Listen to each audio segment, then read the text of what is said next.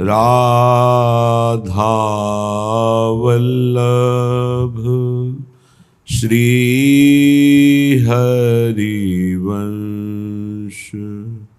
राधा वल्लभ श्री हरिवंश। वृंदावनेश्वरी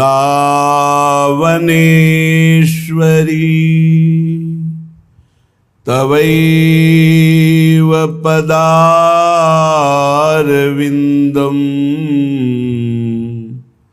प्रेमामृतैकमकरन्द रसौघपूर्णम्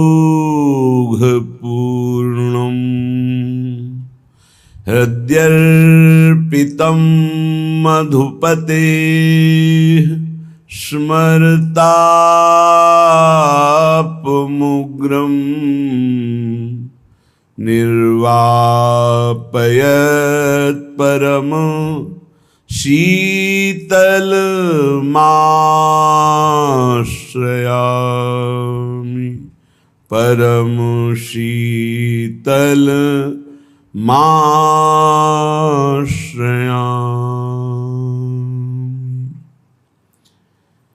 प्रिया प्रीतम के श्री चरणों की प्रीति, श्री चरणों की शरणागति, श्री चरणों की सेवा, ये अत्यंत दुर्लभ वस्तु है। ये आचार्य कृपा, गुरु कृपा से प्राप्त होती है। जो एक निष्ठ हृदय से आचार्य चरणों में समर्पित है, गुरु चरणों में समर्पित है, उसके लिए कुछ दुर्लभ नहीं है। श्री जी के चरणों की दासता की जो परिपक्व अवस्था है, वो श्री जी में है। उस उपासक में और श्री जी में किंचन मात्र अंतर नहीं रह जाता। जो श्री जी का मन, वही उस रसिक उपासक का मन। जो श्री जी का रुचि भाव, ठीक वैसा ही उसका रुचि भाव। बस श्री जी के मैं हो जाता है। मन, बुद्धि, चित्त, अहम, देह सब। जिसका श्री जी में संपूर्ण अंतःकरण हो गया, तो आठों दिव्य भागवतिक सिद्धियां तो बहुत हैं, पर ये अष्ट सिद्धि, 9 निधियां जो चाहे वो प्राप्त कर सकता है। श्री जी के गोरे चरण अरविंद की ठसक में बहुत महिमा है। श्री भगवत ऋषि जी वर्णन कर रहे हैं, पायन अष्टो सिद्धि नवो निधि आनि बसे तजिमान शुभायन। पायन अष्टो सिद्धि नवो निधि आनि बसे तजिमान शुभायन। भायन सो भरी इंदिरा आदि पदारथ चारी करें गुण गायन। गायन गोपद सिंधु भय तृषरेणु भय गिरिराज परायन। राय नरंक रहे दरसे परसे अली अली। श्री हरिदास के पायन। बड़ी महिमा की बात वर्णन कर रहे हैं। जो ललितादि सहचरियां हैं, ये जिस भाव से प्रिया प्रीतम को दुलार करती हैं, वो भाव इन्हीं के द्वारा प्रदत्त होता है। तो यही आचार्य के रूप में आते हैं। और ये अली भाव सहचरी भाव प्रदान करती। बहुत उच्च कोटि की अवस्था सहचरियों की है, जहाँ स्वसुख वांछा का लेश मात्र भी प्रवेश नहीं है। शास्त्रों में वर्णन आया है कि यदि सतो भाव से, सत्व भाव, सतोगुणी भाव से चित्त को परमात्मा में लगाया जाए तो बहुत सी सिद्धियां जागृत होने लगती हैं। यहां क्यों नहीं हो रही? क्योंकि चित्त को विषय चिंतन में लगाया जाता है, बाहरी क्रिया भागवतिक होती है। अगर बाहरी क्रिया भागवतिक है, आंतरिक चिंतन भागवतिक नहीं है, तो उसका अनुभव नहीं हो पाएगा, उसकी दिव्यता नहीं आ पाएगी।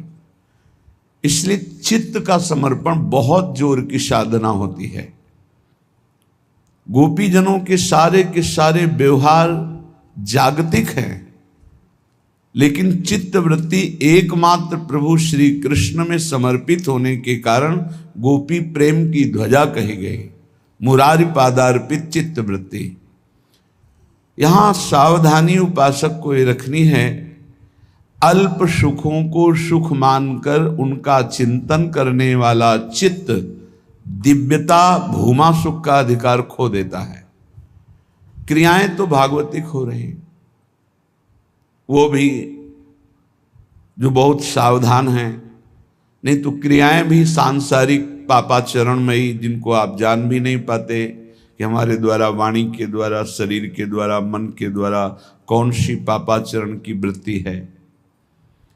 अगर आपका चित्त भगवत चिंतन करने लगे तो बहुत कम समय में दिव्यता आने लगती है। ये जो बहुत लंबा समय निकल जाता है, उसका कारण है आपकी असावधानी, आपका विषय चिंतन, प्रपंच चिंतन। नहीं तो कह रहे हैं जो आचार्य चरणों में है, पायन अष्टो सिद्धि, अणिमा, महिमा, गरिमा, लघिमा, प्राप्ति, प्राकाम्य, ईशत्व, वसित्व, ये 8 भगवान के पास रहती हैं सिद्धियां। और ये 8 सिद्धियां चरणों में लौटती हैं। जो गोरे चरणारविंद का चिंतन करता रहता है, राधा राधा राधा,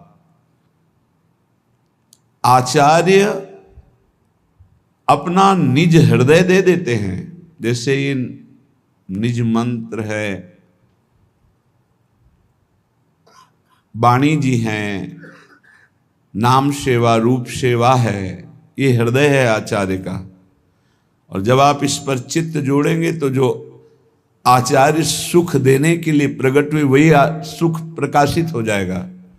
पर पाए रतन चिन्हों नहीं दीनों करते डारे, इतना महामहिम सिद्ध मंत्र है कि तुम्हें कैसे महिमा बताए। वाणी की सामर्थ्य नहीं, सिर्फ रुदन ही होता है और कुछ नहीं। जब मंत्राकार वृत्ति तो सिर्फ रुदन होता है। महान प्रेम स्वरूप है, लेकिन पाए रतन चिन्हों नहीं, चिंतन भोगों का कर रहे, रुपया का कर रहे, शरीर का कर रहे, मतलब अविद्या। शरीर मतलब अविद्या, भोग अविद्या। तो पराविद्या जो निज मंत्र है, जो राधा नाम है, जो श्री जी के गोरे चरणारविंद है, इनका प्रभाव किसके पर पड़े? आंतरिक चिंतन तो आपका प्रपंच का हो रहा है, उसको संभालना है। ये अणिमा, महिमा, गरिमा, लघिमा, प्राप्ति, प्राकाम्य, ईशत्व, वशित्व, ये सिर्फ भगवान में रहते हैं या भगवान में चित्त जोड़ देने वाले महापुरुषों में आते हैं। जैसे भगवत सेवा परायण, भगवत चिंतन परायण श्री हनुमान जी महाराज, तो श्री जानकी जी ने आशीष दिया, अष्ट सिद्धि 9 निधि के दाता, असवर दीन जानकी माता, राम रसायन तुम्हारे पाशा, सदा रहो। ये बहुत बड़ी बात, सदा रहो रघुपति के दासा। और खास बात, तुम्हारे भजन राम को पावे, ये सिद्धांत है। श्याम श्यामा पद कमल सिंह शिरनायो, यदि प्रियाजू के प्रेमी जनों का भजन होने लगे तो प्रियालाल सहज में गोद में आ जाते, सहज कृपा कर देते हैं।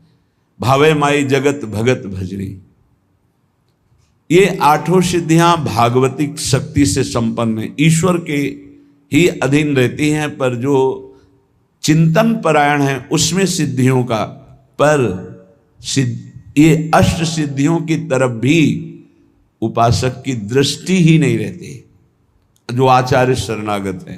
कह रहे 9 निधियां पायन माने चरणों में 8 सिद्धियां 9 निधियां लौटती हैं।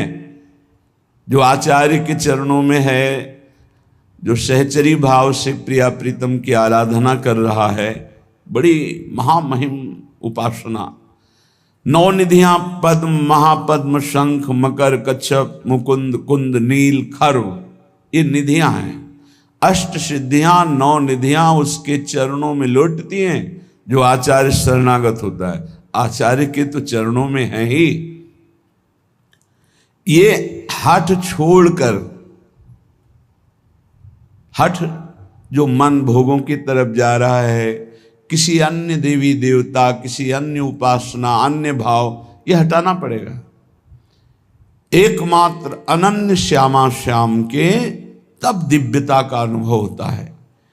कह रहे हैं कि जिनके चरणों में लक्ष्मी, सरस्वती और आदिशक्ति अम्बा हाथ जोड़े खड़ी रहती है, वो प्रियाजू और प्रियाजू की दासियां हैं, ललितादि सहचरियां। ये अंशी हैं श्री जी, श्री जी के अंश से ही ये प्रकट हुए। इसीलिए जब जगदम्बा जी की आरती की जाती है तो उसमें कहा जाता है आप राधा भी हैं। हमें आरती तो पूरे याद नहीं है, पर उसमें हमने पढ़ा है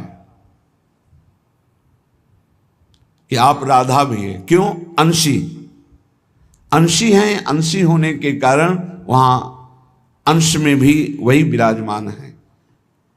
अपनी श्रीमद् राधा सुधा निधि में जो प्रेमणा सन्मधुरोज्ज्वलस्य हृदयम श्रृंगार लीला कला, इस श्लोक में जो वर्णन किया गया उसमें है कि दिव्य दिव्य भागवतिक शक्तियां जितनी सब श्री जी के अंश से है।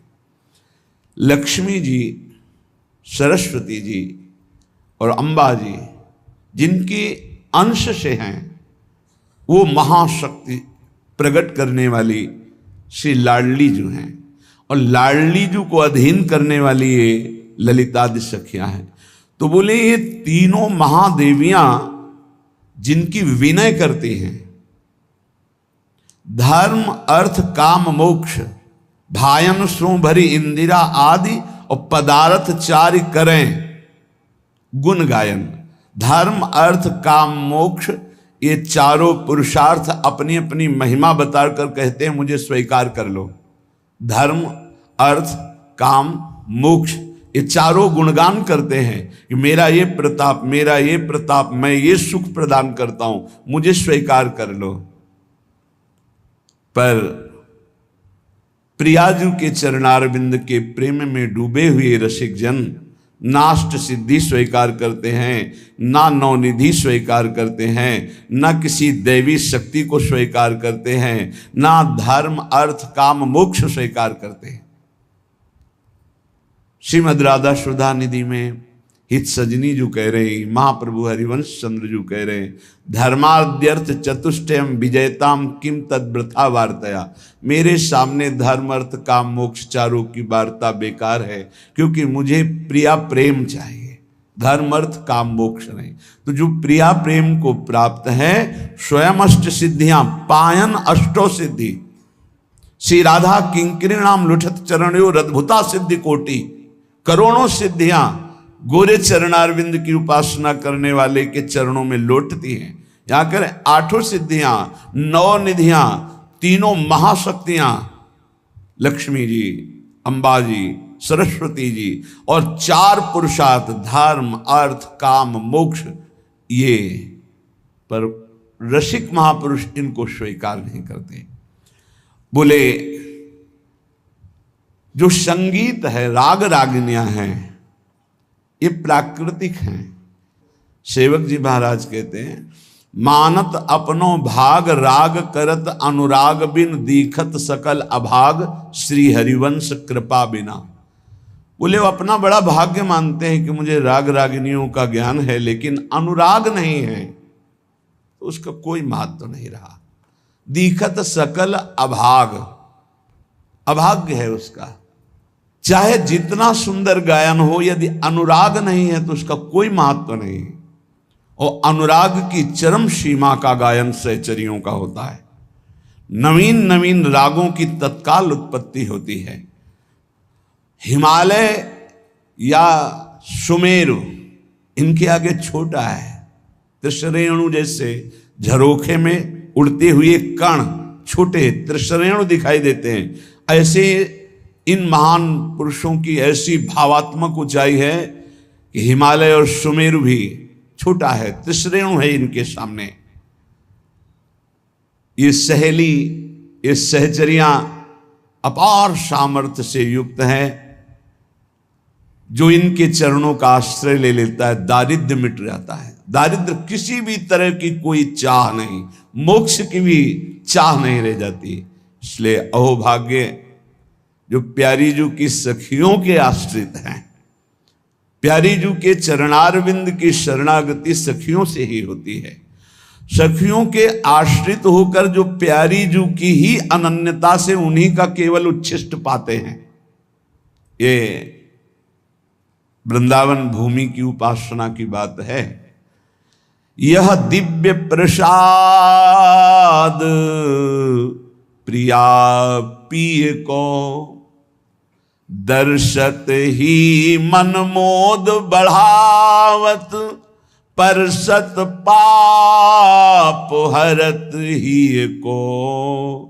यह दिव्य प्रसाद प्रिया पिय को। आप प्रसाद ही पाएं, कभी अमनिया ना पाएं, प्रार्थना है। यदि आप इस जन्म में प्रियालाल के प्रेम में डूबना चाहते हैं तो प्रसाद ही पाएं। जल प्रसाद पिए, वस्त्र प्रसाद धारण करें, भोग प्रसाद पाएं और पूरा जीवन प्रसाद में कर लें। प्रसादे सर्व दुखानाम हानिरस्योपजायत। मान जाओ, मान जाओ। अमनिया को जहर की तरह देखो। अमनिया पाना हो तो जैसे जहर नहीं पाते ऐसे नहीं पाएंगे, कुछ भी अमनिया नहीं पाएंगे। बिना अपने पिया प्रीतम को अर्पित किए कुछ नहीं पाएंगे। नियम ले लो, नियम नेम से ही प्रेम का प्रादुर्भाव होता है। हमारी प्रिया जो जहां विराजमान नहीं है वहां नहीं। हम ऐसे श्याम सुंदर को नहीं पहचानते जिनके पार्श्व में प्रिया जो नहीं है। मनोमृणाल भूषण भूषित भुज श्याम अंश पटारी। हम वृंदावन वासी नित्य विहार उपासी श्री जी से लालजू को पहचानते हैं। श्री जी नहीं तो हम लालजू को नहीं पहचानते। और ऐसा कभी नहीं हो सकता कि श्री जी अकेली हों। हमारी श्री जी वही होंगी जहां लालजू हैं, या लालजू वही होंगे जहां हमारी श्री जी। एक पल के लिए जुगल जोरी कभी बिछुड़ती नहीं है। यहां एक पल के लिए भी रह न सकत पल पलकन अंतर। जैसे जलते मीन, जैसे प्रिया प्रीतम के बिना, प्रीतम प्रिया के बिना नहीं, ऐसे सखी प्रिया प्रीतम के बिना नहीं। मात्र प्रसाद दर्शन से पाप नष्ट होते हैं। जैसे लालजू का प्रसाद जहां केवल प्रभु विराजमान हैं, अपने लोगों को दिया जाए तो अपने माथा रखकर प्रणाम करेंगे, परिक्रमा करेंगे उसको, लेकिन हम चखेंगे नहीं। चखेंगे तभी जब प्रियाजू विराजमान होंगी। प्रियाजू अगर नहीं है तो हम नहीं चखेंगे। ये हम प्रियाजू की दासी हैं। अपनी स्वामिनी के बिना हम उच्छिष्ट नहीं पा सकते किसी का। जैसे पतिव्रता अपने पति का ही उच्छिष्ट पाएगी, बस ऐसे ही ये पातिव्रत धर्म, हरिवंश पतिव्रत हैं जिनके, अगर समझ पाओ तो समझ पाओ।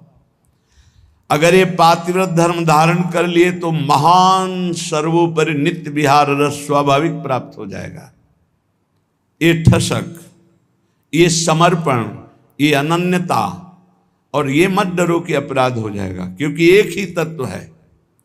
और जो तत्व हमें गुरु ने बताया उसका नाम राधा है। हम श्री राधा जुग चरण निवास, बस सबकी उपासना हो गई। डरने की कहीं कोई विषय नहीं कि कहीं अपराध न बन जाए। पहले बताया मस्तक रखकर प्रणाम करो, और भाव बढ़े प्रसाद की परिक्रमा कर लो, पर हमारे कंठ के नीचे जाएगा प्रसाद, तो जब तक लाडली जू ने नहीं पाया तब तक नहीं जाएगा। अगर प्रियाजू पार्श्व में नहीं विराजमान तो वो प्रसाद हम लेंगे, हृदय से धारण कराएंगे, पर हम चखेंगे वही जब प्रियाजू। यह दिव्य प्रसाद प्रिया पिय को, यह अनन्यता है हमारे प्रिया प्रीतम के प्रेम रस की। दर्शत ही मन मोद बढ़ावत, परशत पाप हरत ही को।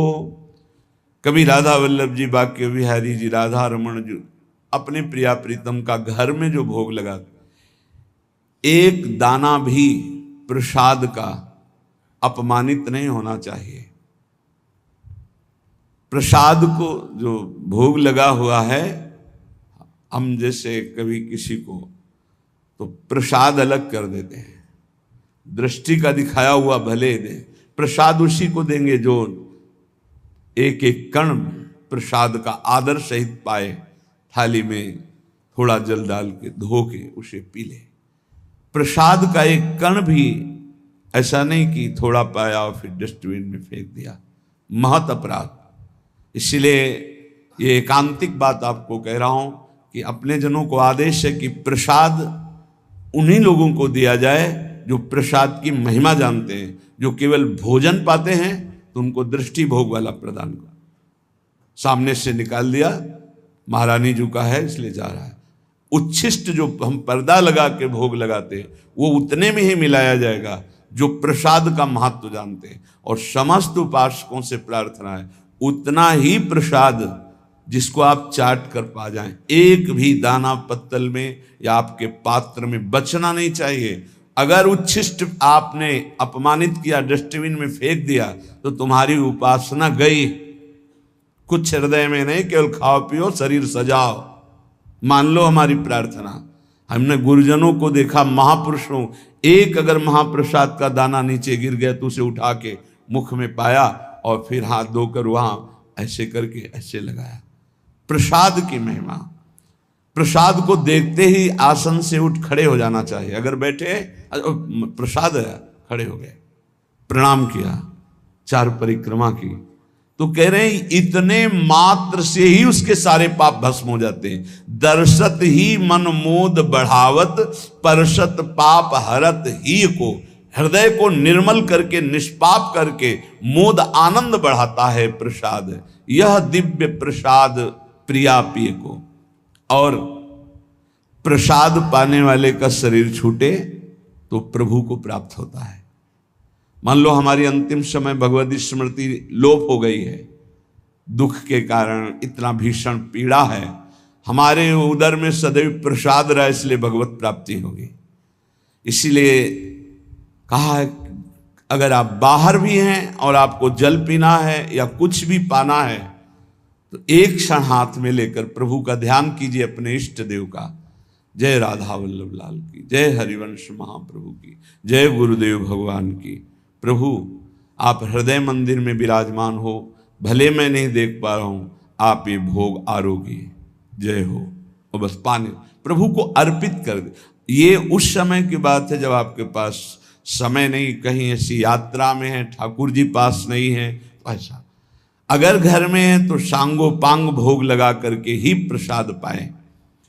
और एक उपाय बताया है कि जैसे आप कहीं बाहर जा रहे हैं तो आप राधा वल्लभ जी का भोग लगा लीजिए, किशमिश का, काजू आदि का, और रख लिया, एक किशमिश डाल दी, पहले अमनिया को अर्पित किया और फिर एक किशमिश डाल दी, पूरी थाल प्रसाद हो गई। पर उतने में ही डालिए जितना पाना है, जितना थाल में है एक दाना भी नहीं बचना चाहिए।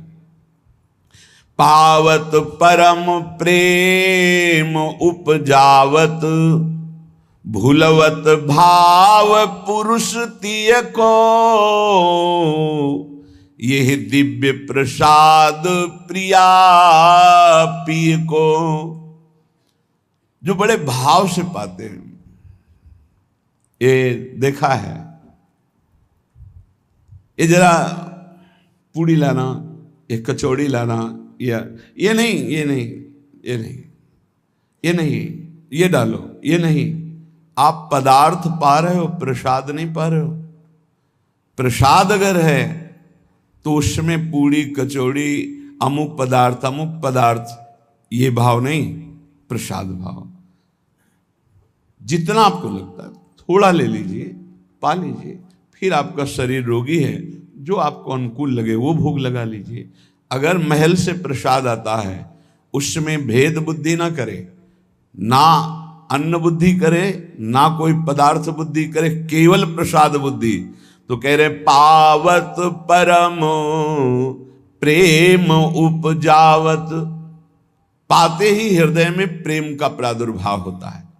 भूलवत भाव पुरुष तिय को, कितना बड़ा प्रसाद का प्रभाव कि देह भाव का त्याग हो जाएगा। मैं स्त्री हूं, मैं पुरुष हूं, इस भाव का विस्मरण हो जाएगा। कितनी अद्भुत महिमा। जो वेदांत चिंतन करते करते वर्षों हो जाते हैं और देह भाव नहीं भूलते, वो हमारे प्रिया प्रीतम के प्रसाद में इतनी सामर्थ्य है। भूलवत भाव पुरुष तिय को, मैं स्त्री हूं, मैं पुरुष हूं, ये भाव विस्मरण करा के मैं श्री जी की हूं, मैं प्रिया सहचरी हूं, ऐसी ठसक आने लगती। भगवत रसिक भाव तो भूषण, तिहि छिन होत जुगल जिय को।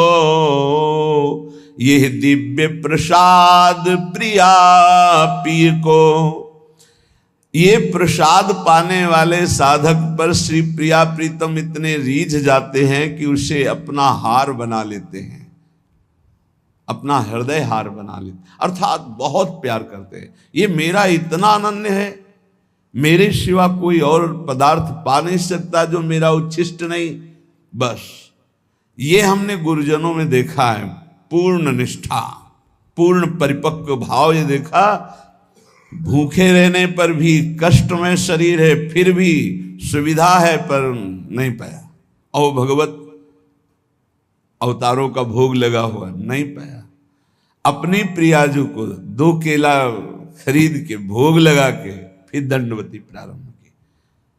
तब ये लगा, निष्ठा तो रसिक महापुरुषों के समीप रहने से ही पता चलती है। अपने प्रिया प्रीतम का प्रसाद, एक बार एक बहुत माननीय जगत पूजनी की जगह से प्रसाद आया, माथे में से जो वो चले गए, तो कहा यमुना जी के महल में पहुंचा दो, वो सर्व सामर्थ्यशाली है। हाँ जी, आप कभी कभी जानकर पूछते थे कि कुछ बोलें, कुछ बताएं, तो उनका वहाँ हमारी प्रियाजू ने भोग प्रगट में नहीं पाया, इसलिए हम प्रगट में नहीं पाएंगे। मानसिक तो हमने भी स्वीकार कर लिया, अगर प्रियाजू प्रगट में पाए तो हम प्रगट में पाए, नहीं अन्यथा नहीं। ऐसा ही हुआ पूज्य श्री रूपलाल गोस्वामी जी, जिनका पीछे चरित्र भी सुना और पूजन भी हुआ था। बाल्यावस्था से ही श्री जी के अनन्य की जन्म सिद्ध अधिकार गोस्वामी परिकर राधा वल्लभ जी के अनन्य आचार्य, बचपन से ही अपने इष्ट निष्ठा, बहुत प्रतापी महापुरुष थे श्री रूपलाल गोस्वामी जी, जिनके शिष्य श्री वृंदावन दास चाचा जी हुए। हरिवंश महाप्रभु का द्वितीय रूप कहा गया श्री रूपलाल गोस्वामी जी को। तो किसी निज शरणागत वैष्णव के प्रसन्नता के लिए वो जगन्नाथपुरी गए हुए थे। पुरी में गए, जहां पुरी के आराध्य जो जगन्नाथ जी विराजमान, वहां जाकर के अपनी श्री जी साथ राधा नाम, तो वहां प्रसाद आदि दिव्य सब माथे पे लगाया, प्रणाम किया, पर पास लिया नहीं और पाया नहीं। इससे वहां के जो पार्षद थे उनको दुख हुआ और मन में बड़ा क्षोभ हुआ कि ये वृंदावन से आए हैं, रसिक महापुरुष हैं, और तेज ऐसा था जिसके देखने से ही लग रहा था कि कोई संशय नहीं था ये मनमानी कर रहे हैं, ऐसा नहीं, ऐसा भागवतिक तेज, वो महाविद्वान और रस सिद्ध महापुरुष। तो राजा के पास शिकायत की गई, जो जगन्नाथपुरी के राजा, कि ये ऐसे महापुरुष आए हैं जो जगन्नाथ जी का प्रसाद पाया नहीं, स्वीकार नहीं किया, प्रणाम कर लिया। तो उन्होंने कहा कि मुझे पता है ये रस नित्य विहार उपासना के आचार्य हैं, कोई साधारण पुरुष नहीं, आप लोग कोई ऐसे शब्द मत बोलना, इस विषय की जानकारी स्वयं जगन्नाथ जी से की जाए। तो वहाँ की पद्धति थी कि रात्रि में जगन्नाथ जी के समीप सुला दिया जाता था। जगन्नाथ जी उससे स्वप्न में आदेश कर देते थे। ये पूर्व से चला रहा था, किसी विशेष रहस्यमय प्रसंग का प्रकाशन करने के लिए ये प्रक्रिया की जाती थी। ऐसा ही किया गया। प्रश्न रखा गया कि इन्होंने प्रसाद क्यों नहीं लिया, यदि महापुरुष हैं तो भगवत प्रसाद का ये इस तरह से ऐसा कि ना पाना, ना हाथ में लेना, प्रणाम मात्र कर लेना। तो जगन्नाथ जी रात्रि में प्रकट हुए। श्री द्वारिकाधीश श्री कृष्णचंद्र जी ही तो जगन्नाथ है, पार्श्व में बलराम जी और सुभद्रा जी। और ये दशा हुई है ब्रज की प्रेम लीला सुनने पर, जो प्रेम विगलित रूप जगन्नाथ जी का है। तब उन्होंने कहा कि हमारी प्यारी जी की ठसक में उनका उच्छिष्ट पाने वाले जन हैं, जिनकी हम अधीनता स्वीकार किए हुए हैं, जिनके अधरामृत का पान करने के लिए हम भी याचना करते हैं, इसलिए इनके ऊपर हमारा कोई शासन नहीं, इनके ऊपर कोई हमारा विधान नहीं। ये प्यारी जो कि निज सहचरी हैं, इसलिए किसी भी तरह से कोई अपराध मत कर देना इनके प्रति भाव बिगाड़ करके। वो राजा को बताया कि स्वप्न में जगन्नाथ जी आए थे, ऐसा ऐसा। ये जो हमारे वृंदावन नित्य विहार रस की उपासना का एकांतिक प्रेम है, इसको हृदय में देखो। जब प्रेम की प्रबलता होती है तो अनन्यता अपना रंग लाती है। गोस्वामी तुलसीदास जी जब वृंदावन आए तो जो मंदिर खुले दौड़ के जाते, कहीं तो सिया राम जी, पर जहां देखें तो वृंदावन है, या तो डाल डाल और पात पात में राधे राधे होए, यहाँ कहीं ना उनको इष्ट का नाम। क्योंकि जगत में कहीं भी जाओ तो गांव गांव में भैया राम राम, जय सिया राम, गांव में एक दूसरे से मिलने में यही होता है, राम राम, इतना। तो यहाँ पूरे वृंदावन में डोल लिए, एक बार भी नाम न सुना, एक जगह भी कहीं रूप न दिखाई दिया, व्याकुल हो गए, कैसा देश है। यहाँ एक एक पत्ते से भी राधा राधा राधा राधा। फिर प्रिया प्रीतम के समीप गए, कहा साष्टांग दंडवत तो नहीं करूंगा, क्योंकि साष्टांग दंडवत तो सियाराम की ही है, और मुझे पता है आप वही हो, पर आपको रूप बदलना होगा। तो भगवान की बंसी अंतर्ध्यान हो गई, अपने भक्त के लिए सारंग धनुष धारण कर लिया, प्रियाजू श्रियाजू के रूप में प्रकाशित हो गई, क्योंकि इन्हीं से सब प्रकाशित है। तो साष्टांग दंडवत किया, का बलिहार आपकी। ये क्या था? क्या गोस्वामी जी नहीं जानते? तत्व ज्ञान नहीं है क्या गोस्वामी जी को? वो तो कह रहे जड़ चेतन जग जीव जत सकल राम मैं जाने, सब में मेरे प्रभु। तो साष्टांग दंडवत करके मौन हो जाते? नहीं, प्रेम जिस रूप से प्यार होता है उसी में पूर्ण समर्पण होता है, उसी में होता है। एक राम घनश्याम हित चातक तुलसीदास बलिहारी है। ऐसे ही श्यामा श्याम के जो रसिक अनन्य उपासक है, जे अवतार कदम्ब भजत हैं धरि दृढ़ व्रत जो हिये, तेवु उमग तजत मर्यादा बन बिहार रस पिए, रहो को काहू मन दिए, मेरे प्राणनाथ श्री श्यामा शपथ करो तृण छिए। भगवान बहुत अवतार लेके, बहुत लीला, बहुत भक्ति मार्ग, बहुत ज्ञान मार्ग, बहुत सब साधना मार्ग हमको प्रियाजू ने चयन किया, नित्य विहार रस का उपासना मार्ग। अब हमको अनन्य हो, क्योंकि हमने चयन नहीं किया, हमें पता नहीं था, अपने लोगों को प्रियाजू ने चयन किया। अब ऐसी करुणामयी स्वामिनी की अनन्यता की ठसक हृदय में, तो भगवत रसिक भाव तो भूषण, ये हृदय हार बन जाते हैं, ये हृदय हार बना लेते हैं। हर समय प्रियालाल की समीपता का अनुभव, पर अनन्यता। बार बार हम आपसे प्रार्थना कर रहे हैं, साधना का सार है अनन्यता। गीता जी में भगवान ने अनन्य अनन्य अनन्य बार बार कई जगह कहा, अनन्य चिंतयन्तो माम अनन्य चेता सततम, बस अनन्य हो जाओ मेरे। हरिवंश महाप्रभु ये देख रहे हैं कि प्रिया प्रीतम हमारे हृदय के हार बने हुए, कब? जब अनन्यता, ये दिखा रहे हैं। मोहन लाल के रंग राची, महाप्रभु कह रहे हैं, मेरे ख्याल परो जिनको बात दसो दिस माची, मोहन लाल के रंग राची। कंत अनंत करो जो को बात कहो सुन साची, या जी जाओ भले सिर ऊपर हाँ प्रकट हुए नाची, मोहन लाल के रंग राची। अब चाहे गर्दन उतर जाए, चाहे प्राण निकल जाए, अब अपने मोहन लाल जिस रंग में रंगे हुए हैं, अर्थात प्रिया रंग में, मैं उसी रंग में हूं। तो इसका परिणाम क्या मिला? तो बोले जागृत शयन रहे तो ऊपर मणिकंचन ज्यों पाची। जैसे हरिवंश डरो काके डर, हो नाहिन मत काची, मोहन लाल के रंग राची। आप किससे डरना? किससे डरना? कोई कच्ची मती वाला हूं कि डर जाऊंगा? नहीं, मोहन लाल के रंग राची। तो जागृत शयन रहे तो उर ऊपर, हृदय में इधर प्रिया प्रीतम, ये हार बने हुए हैं दोनों। मणिकंचन जो पाची, ये अनन्यता।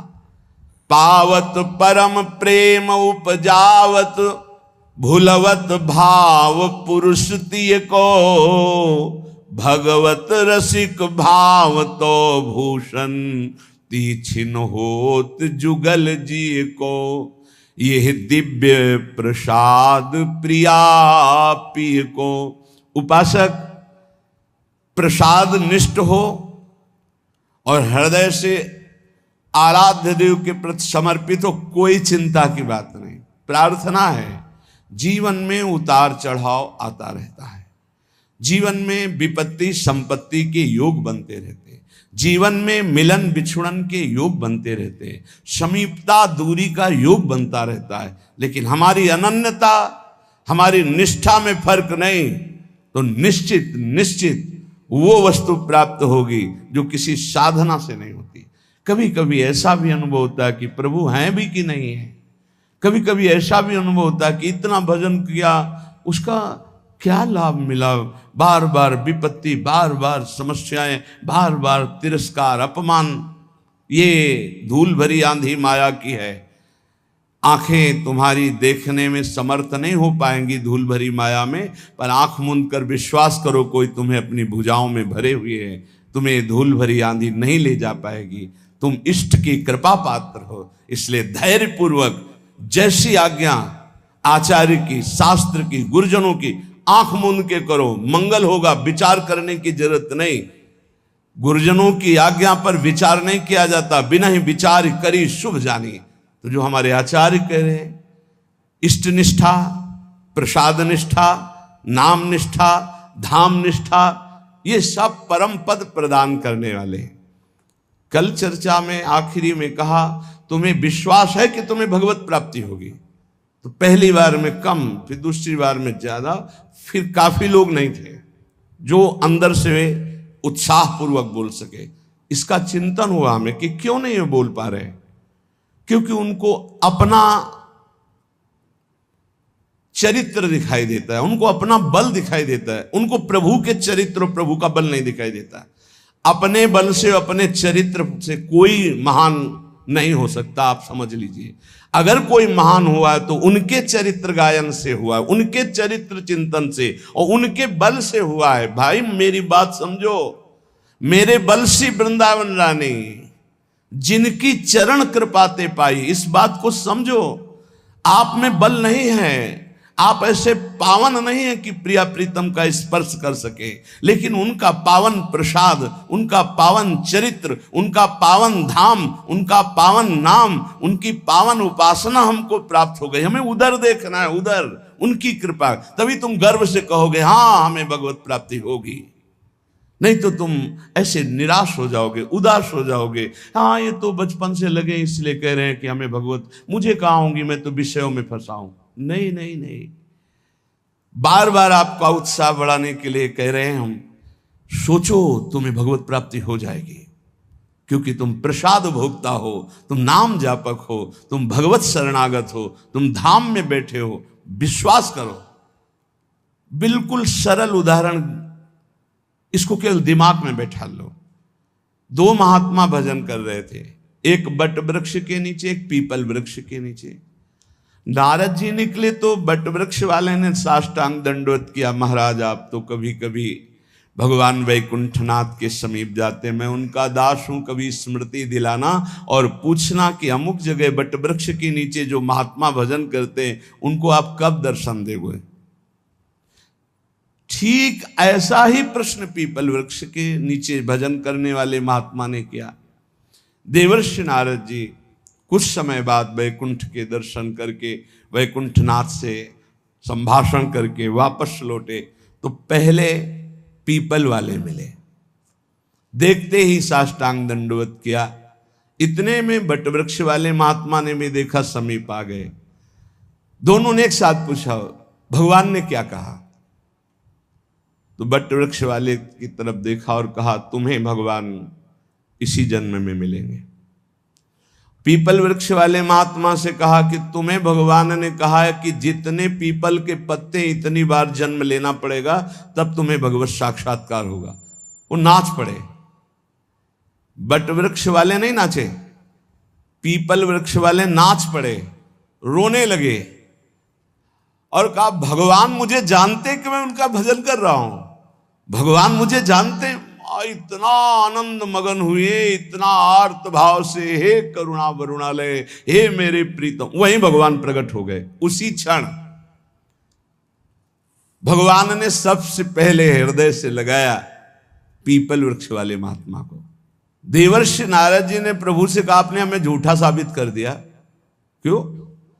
आप ही की खबर तो बता रहे थे, आपने कहा था पीपल पत्ते वाले को, जो पीपल जितने पत्ते उतना जन्म लेना पड़ेगा, और आप तो अभी दर्शन दे दिए। इनको बोले थे इसी जन्म में, तो चलो इसी जन्म में, समय तो निश्चित नहीं किया था, इनका तो सही हो गया, और इनके लिए आपने कहा था तो झूठा हो गया।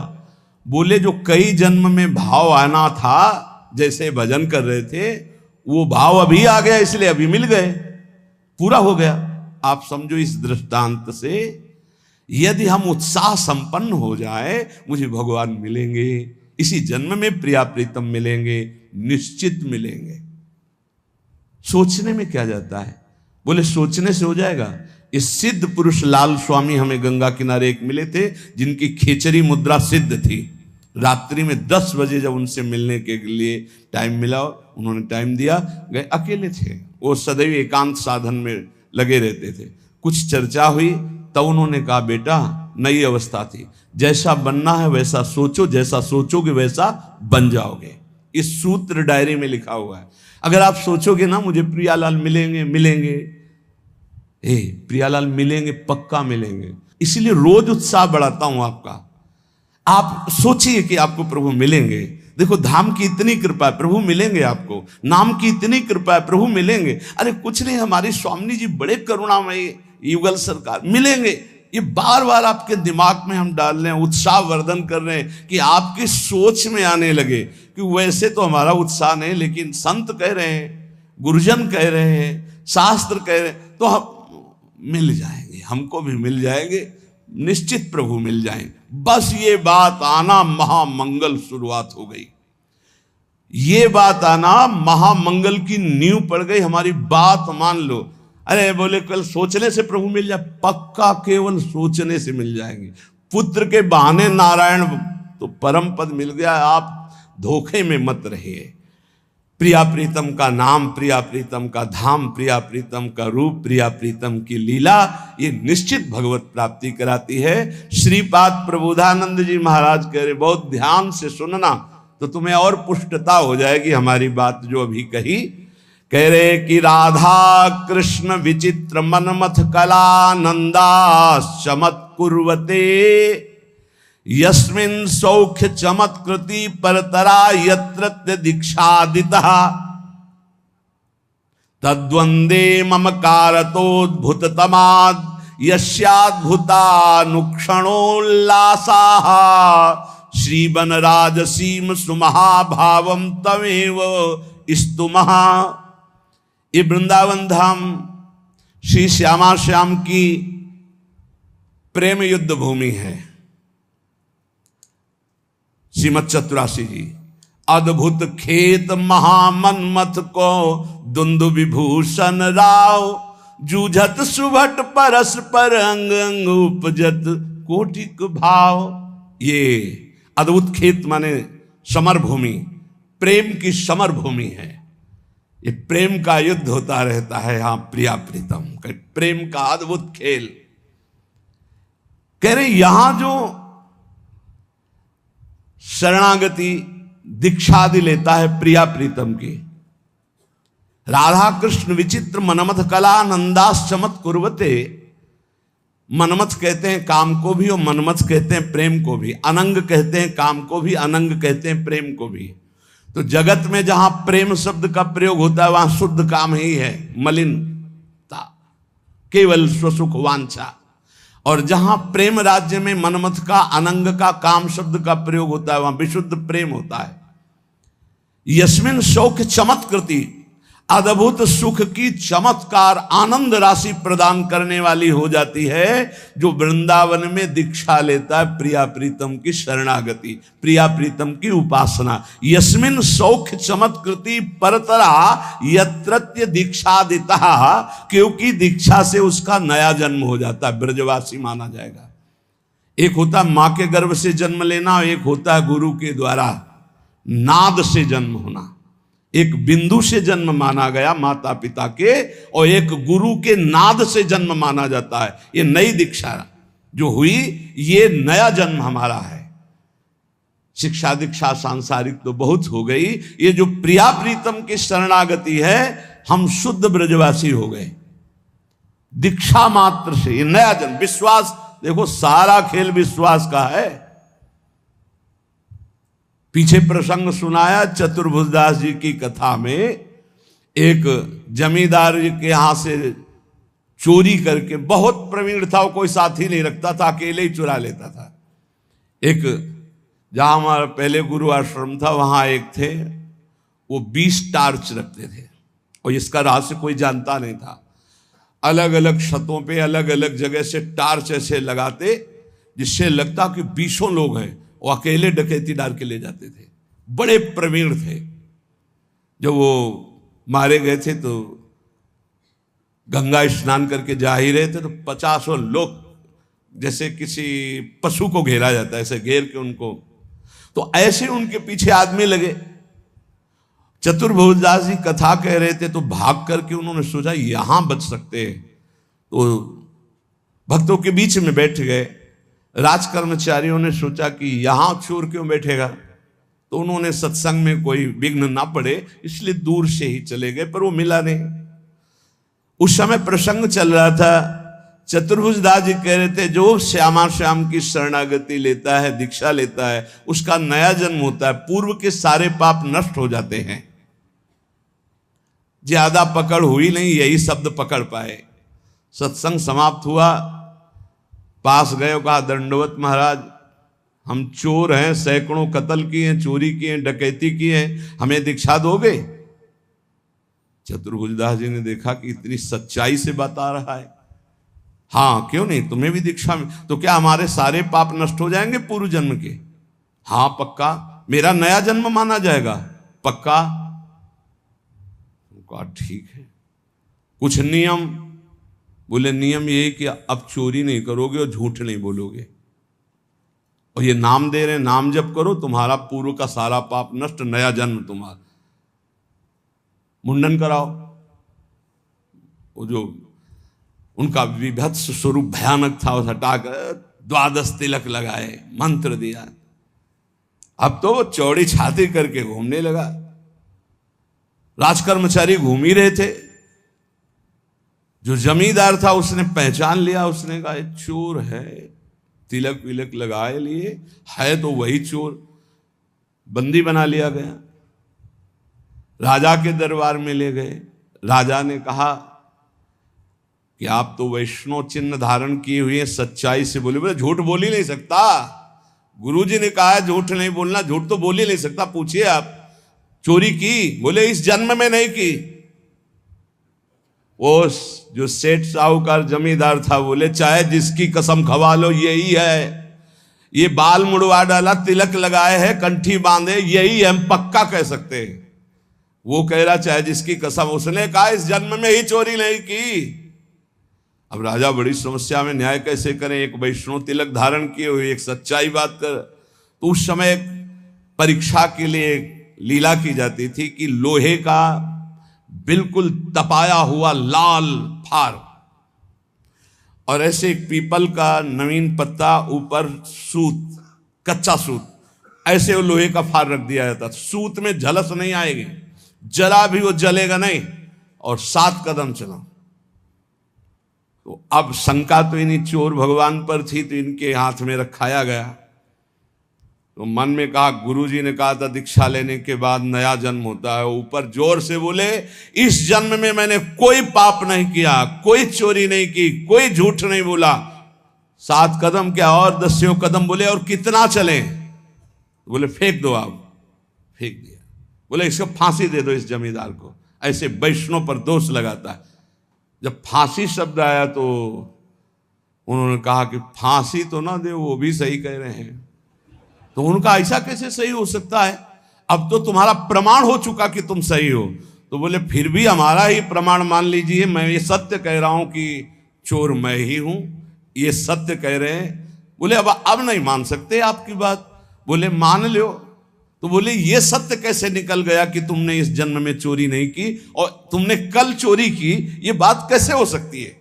तो उनका ये बात सुनोगे तब हम आपको, हाँ हमारे पीछे राज सैनिक लगे थे, जाके सभा में बैठे, वहां गुरुजी ने हमको ये सुनाया जब, तो हमने दीक्षा ली। तो इस जन्म में तो हमने चोरी नहीं की थी, सत्य हो गया, लेकिन कल चोरी की थी, क्योंकि ये भी सत्य है, नहीं तो उसको फांसी की सजा हो जाएगी। तो उनका ऐसे हम महात्मा से मिलना चाहते हैं, तुम्हारे जैसे चोर को महाभागवत बना दिया। राजा उनका शिष्य बना, पूरे नगर में भक्ति का प्रचार प्रसार हो। तो यहां श्रीपाद कह रहे, राधा कृष्ण विचित्र मनमथ कलानंद चमत कुर्वते। बोले अद्भुत चमत्कार जीवन में परिवर्तन हो जाएगा जो श्रीधाम वृंदावन में यस्मिन सौख्य चमत्कृति परतरा यत्र दीक्षादिता। जो दीक्षा है, शरणागति है, प्रिया प्रीतम के गोरे चरणारविंद की शरणागति रूपी दीक्षा है। बोले ये परम सुख की चमत्कारिता प्रदान करने वाली है। युगल किशोर के चरणों की जो शरणागति ले लेता है तो ममता हो जाती है प्रिया प्रीतम से, श्यामा श्याम से ममता हो जाती है, अपनापन हो जाता है। इसी से उसको भगवत प्राप्ति हो जाती है। प्रियालाल, श्यामा श्याम, अपने ऐसा लगने लगता है मेरे प्रिया जो मेरे प्रिय। देखो माया का क्या प्रभाव है, मेरी पत्नी, मेरा पुत्र, मेरा शरीर, मेरी संपत्ति, मेरा मकान। और भक्ति का क्या प्रभाव है, ये सब झूठा, मेरे प्रिया प्रीतम। अब अंदर देखो, आपको प्रिया प्रीतम में प्रीति है या शरीर में, शरीर संबंधी भोगों में, या शरीर संबंधी रिश्तों में? अगर आपको शरीर संबंधी रिश्तों में प्रीति है, ममता है, अपनापन है, तो जल्दी करो, जल्दी, ज्यादा समय नहीं है। एक अहमता ममता ये जग में है दुखदाई, ये जब श्री जी की ओर लगे तो होत परम सुखदाई। मात तात सुत दार देह में मति अरुझे मति मंदा, हित किशोर को है चकोर तू लख वृंदावन चंदा। जो ममता बुद्धि प्रिया प्रीतम में प्रतिक्षण उल्लास पूर्वक होती है, वही भगवत प्राप्ति करा देती। दीक्षा लिया और ये ठसक आ गई, हमारे इष्ट श्यामा जो नवल किशोर उपासना, जुगल मंत्र को जाप, जुगल मंत्र को जाप, इष्ट श्यामा महारानी, श्री वृंदावन धाम इष्ट श्यामा महारानी। ये ठसक आ जाती है, हमारी प्रिया जो, हमारी लाडली जो, बस इसी से परम पद की प्राप्ति होती है। श्रीपाद कह रहे, किम विद्या कुलशील रूप विभवई, किम दान यज्ञादिभिः, इनसे नहीं होगी भगवत प्राप्ति, इससे हो जाएगी। शरणागत होकर ममता हो गई श्री जी से। अब यहां कह रहे हैं कि देखो इस पर गर्व मत कर लेना। किम विद्या कुलशील रूप विभवई, किम दान यज्ञादिभिः, किम विख्याति सतई, किमग्र तपसा, किम न्यास योगादिभिः, किम तत्वानुभवेन विष्णु भजन, किम तस्य वात्यद्भुते यो वृंदावन ईश मोहन रसे प्यासीन सर्वस्वधी। क्या हुआ? यदि तुम बहुत विद्वान हो और निरंतर भजन नहीं करते, भोग सामग्री रुपया पैसा संसार यश कीर्ति कुछ नहीं तुम्हारी विद्या किसी काम में नहीं आएगी। किम विद्या किसी काम में नहीं आएगी, पक्का नहीं आएगी। बहुत वैसे शब्दों से कहा गया है कि जैसे गधे के पीठ में ईंट लाद दो या चंदन लाद दो या वेद लाद दो, उसको भार ढोने से मतलब। ऐसे ही बुद्धि में केवल विद्या है, उसका प्रयोग नहीं है। कामादि शत्रु पर विजय प्राप्त नहीं की, हृदय निरंतर भगवदाकार वृत्ति में नहीं गया, तो विद्या किस काम की जो अविद्या को नष्ट ना कर दे। केवल विद्या है, अविद्या का नाश होकर के ब्रह्म विद्या जागृत नहीं हुई या पराविद्या, तो फायदा क्या हुआ ऐसी विद्या का? बहुत ऐसा है। किम विद्या, किम विद्या क्या है? अर्थ के कारण अनर्थ उत्पन्न कर दिया चित्त में। ये देखी हुई बात कह रहे हैं, सुनी हुई बात नहीं कह रहे। क्या विद्या, किस काम की विद्या रही तुम्हारी? और भी बात, ये महापुरुषों के वचन हैं। किम कुलम, बहुत ऊंचे कुल में तुम्हारा जन्म हुआ और भजन नहीं किया तुमने, भगवत आराधना नहीं की, तो तुम्हारा वो अहंकार तुम्हें नरक ही ले जाएगा, कुछ नहीं होने वाला उससे। ध्यान रखना। राजसु यज्ञ में महाभागवत स्वपच की पूजा करवाई वाल्मीकि स्वपच की। क्यों? क्योंकि जहां दैन्य है भगवत भक्ति वो सबसे बड़ा। अहोबत स्वपच तो गरियान यज्ञाग्ञे वर्तते नाम तोभ्यम, वो स्वपच भी सर्वश्रेष्ठ परम पूजनीय है जिसकी जिह्वा पर भगवान का नाम है। प्रहलाद जी ने कहा है कि सब गुणों से युक्त ब्राह्मण है और भजन नहीं करता, मनमानी आचरण, शास्त्र विरुद्ध आचरण, तो किम कुलम, क्या उससे प्राप्त हो जाएगा? तीसरी बात कह रहे, बहुत रूप है, बहुत वैभव है, बहुत शालीनता दिखाई दे रही, लेकिन भजन नहीं प्रभु का। चित्त वृत्ति को संसारिकता से हटाकर प्रभु में लगाते हुए अपने सांसारिक कर्तव्य का पालन करना भगवत प्राप्ति का हेतु होता है। नहीं तो कह रहे किम विभवई, किम रूपम, ये तुम्हारा पद, तुम्हारा रूप, तुम्हारा वैभव किस काम में आएगा? अगर आपको लगता है कि पत्नी भजनानंदी है, तो जीव अपने भजन के प्रताप से भगवत प्राप्ति करता है, पत्नी के भजन से नहीं। पति भजन करेगा तो पत्नी को तो, लेकिन पत्नी भजन करेगी तो पति को नहीं। ये ध्यान रखना। पाणी ग्रहण में नीचे हाथ होता है पति का, ऊपर पत्नी का होता है। आप भार ले रहे हैं, इसलिए आपको हिसाब देना। अगर पत्नी भजन करेगी तो भगवान को प्राप्त होगी, आप भजन नहीं करोगे तो नरक को प्राप्त होगी, पक्की बात है। और आप भजनानंदी हो, पत्नी आपके प्रतिकूल आचरण करेगी तो वो नरक जाएगी, और अगर अनुकूल आपकी सेवा में भगवत भाव से लगी है तो उसका यही भजन उसको भगवत प्राप्ति करा देगा। सिद्धांत को समझना है। और ऐसा नहीं है कि जैसे कहा जाता है कि एक जन्म नहीं है तो 7 जन्म का बंधन है, नहीं कहा जाता बंधन। अरे 7 सेकंड का तो भरोसा नहीं।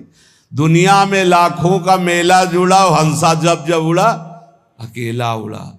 ये नहीं आएगा कि थोड़ा ये साथ ही विमान में बैठा ले, ऐसा नहीं होगा कि पत्नी पुत्र परिवार इस जगत के नाटक मंच पे है, जहां ये शरीर छूटा सबका अलग अलग हिसाब किताब अपना है।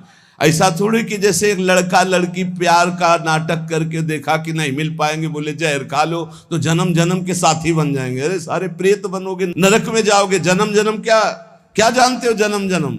हाँ, एक बात हो सकती है, दोनों मिलकर डट के भगवान का भजन करो, भगवान से प्रार्थना करो, तो दोनों भगवान के धाम में, जैसे हमारे गुरुदेव भगवान सहचरी बप्पू और उनके प्रसाद से अपने लोग, तो वहां सब पता चलता है मेरे गुरुदेव। जैसे अभी गुरुदेव भगवान वैसे वो उस समय भी गुरु रूपा सहचरी के हर समय साथ रहेंगे।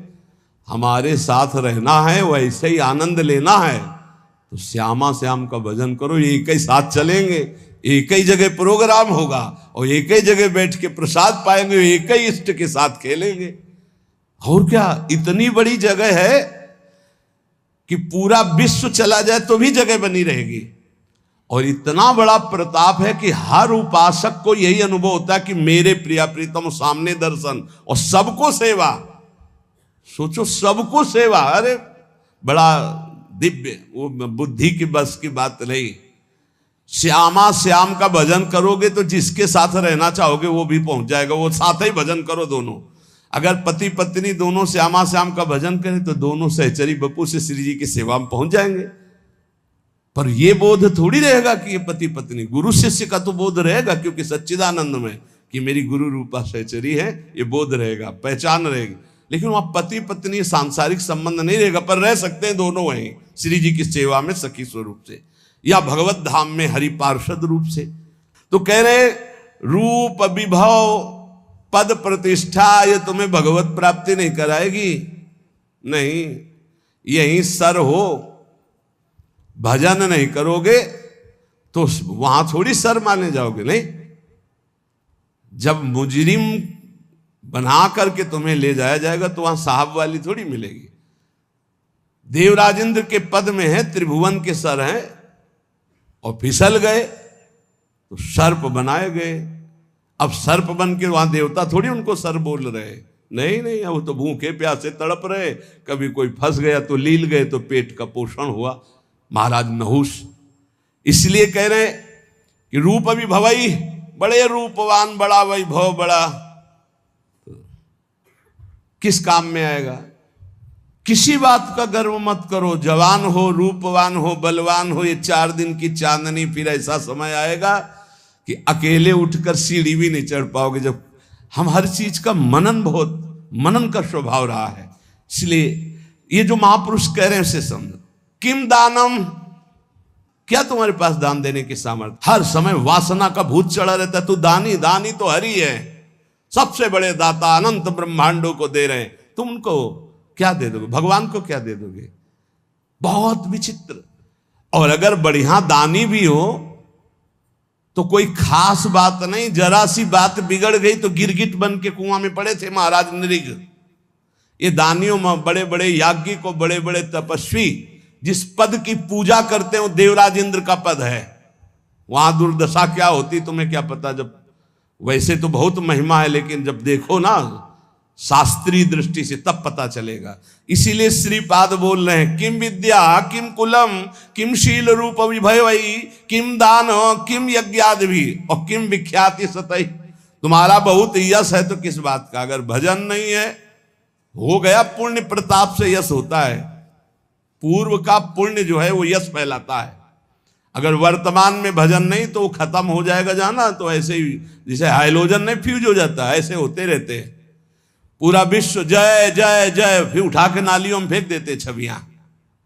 अगर वर्तमान में भजन नहीं, वर्तमान में भगवद आराधना नहीं, तो पूर्व का जो तप और पुण्य संचय उससे वाह वाह होगी। और इसके बाद फिर चारों खाने चित्त, ये माया है, बर्दाश्त किसी की नहीं करेगी। और अगर भजन वर्तमान में हो रहा है, नाम जब वर्तमान शब्द पर ध्यान दीजिए, वर्तमान में तुम्हारा चरित्र पवित्र है, तुम्हारा नाम जप हो रहा है, तो बिस्तरे सब जग विमल कीरति साधु संगति ना टरे बास वृंदा विपिन पावे श्री राधिका जो कृपा करे। जय जय श्री हरिवंश नाम गुण गाई है उसकी स्थिति। किमुग्र तपस्या, बहुत बड़े तपस्या कर लिया तो क्या हुआ। अगर भगवान की शरणागति नहीं, भजन नहीं, तो देखो ना अम्बरीश जी महाराज बड़े महान भजनानंदी महाभागवत, और उनको मिटाने के लिए चले थे महान तपस्वी दुर्वासा जी, तो क्या गति हुई, त्रिभुवन में भागे घूमे। तो कह रहे अगर विशुद्ध भक्ति नहीं तो किम उग्र तपस्या, बहुत बड़ी उग्र तपस्या है तो उससे क्या हुआ। एक तपस्वी को बहुत अभिमान हो गया कि मेरी तपस्या तो ऐसी है कि मैं पूरे विश्व को खरीद सकता हूं। तपस्या की थी। अब वो जिस महात्मा से देखो उसी से अकड़ दिखा रहे थे, तो जिस जंगल में रहते थे उस जंगल के सरोवर को सुखा दिया भगवान ने, और वर्षा हुई नहीं। अब वो प्यास से व्याकुल हो गए।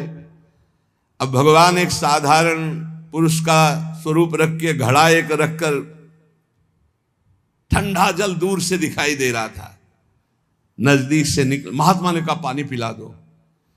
बोले कुछ देव तब पानी पिला दें, ऐसे क्या? बोले आधी तपस्या दी। जब पी चुके, पूरा जल पी गए, वो घड़े का 2-3 लीटर जो था, आहा, बोले आधी तो ले ली, अब एक घड़ा जल और बताओ, दूसरी ले लो, जब बताना हम लेके आ जाएंगे। तुम तो कह रहे थे पूरी सृष्टि को खरीद लेंगे अपनी तपस्या से, और 2 घड़े जले में बिक गए तुम्हारी सारी तपस्या, क्या रहा तुम्हारे? तुमको क्या अहंकार नहीं? ये वायु, ये अग्नि, ये जल, ये पृथ्वी, ये तुम्हारा पोषण कर रही। अहंकार मत करो, उसी से तुम्हारा शरीर बना है, उसी से तुम तप कर रहे हो, तो भगवान की जय जयकार करो, अहंकार करने की जरूरत नहीं। तुम्हारा जितना तप है 2 घड़े जल में बिक गया। एक बड़े तपस्वी थे, और एक शांत चित्त भजनानंदी महात्मा, तो गंगा पार कर रहे थे नाव में बैठकर शांत चित्त। अब उनके साथ बहुत से शिष्य थे जो उनके सेवा परिचर्या में थे। ये बात देखकर एक तपस्वी महात्मा अपमान करने के लिए खड़ाऊ पहनकर गंगा जी में ऐसे साथ साथ चलने लगे। तो जो अज्ञानी जन थे हो गए, वाह भाई महात्मा हो तो ऐसा, क्या महात्मा खड़ाऊ पहनकर गंगा जल से निकल रहा है। जब पार गए तो उन महात्मा जी बिल्कुल उदास, जो नाव में बैठे थे, गए उन महात्मा से कहा, ए महात्मा, क्या है भीड़ बटोरे घूम रहे हो, कोई तप है तुम्हारे अंदर? कुछ नहीं बोले। तपस्वी होकर के नाव में बैठ करके आ रहे हो, कुछ नहीं बोले। नाविक से बात की उन महात्मा, भैया प्रति सवारी कै रुपया होता है? बोले 2 रुपया। हम अपने शिष्यों से कहा सब गिन करके मेरा भी 2 रुपया दे दो। 2 रुपया दिया। जब सब चले गए तो उन महात्मा से कहा, रुको महात्मा, जिन गंगा जी को भगवान शंकर ने सम्मान के लिए अपने मस्तक पर रखा, उन गंगा पर पादुका से चलकर अपने तप के प्रभाव से सारे तप को नष्ट कर लिया। जो तूने सारे जीवन का तप नष्ट करके पार किया, वो 2 रुपये में पार कर लिया। वो 2 रुपये में पार। ये अगर तपस्या का अहंकार हो जाए तो 2 कौड़ी की तपस्या हो जाती। श्रीपाद कह रहे हैं कि मुग्र तपसा और न्यास योगादि भी। और एक बात कह रहे, क्या हुआ तत्व ज्ञान? तत्व बोध होना अलग बात है, क्या हुआ तत्व ज्ञान हुए? यदि भगवान से आपका चित्त नहीं जुड़ा तो तत्व ज्ञान बघार लो, केवल उससे कोई आत्मानंद की अनुभूति थोड़ी हो जाएगी। तत्व ज्ञान होना अलग बात है, तत्व बोध होना अलग बात है। तत्व ज्ञान की चर्चा कर लेना अलग बात है, तत्व बोध होना अलग बात है। फिर आगे कह रहे, ये बड़ा सूक्ष्म विषय है। अगर आप किसी लोकांतर की चाह के लिए भजन करते हैं, वो भी महत्वपूर्ण नहीं है। महत्वपूर्ण है प्रेम प्राप्ति के लिए। हमें प्रभु से प्रेम, सच्चे भजनानंदी का स्वरूप क्या होता है? हमारा भजन कभी छूटे ना, और इसका फल ये हो कि जिनका हम भजन करते हैं उनकी स्मृति में हम तड़पे रोएं। ये खास बात, इसीलिए यहां कह दिया किम विष्णु भजनई, क्या किसी लोकांतर के सुख की चाह करके भजन करना।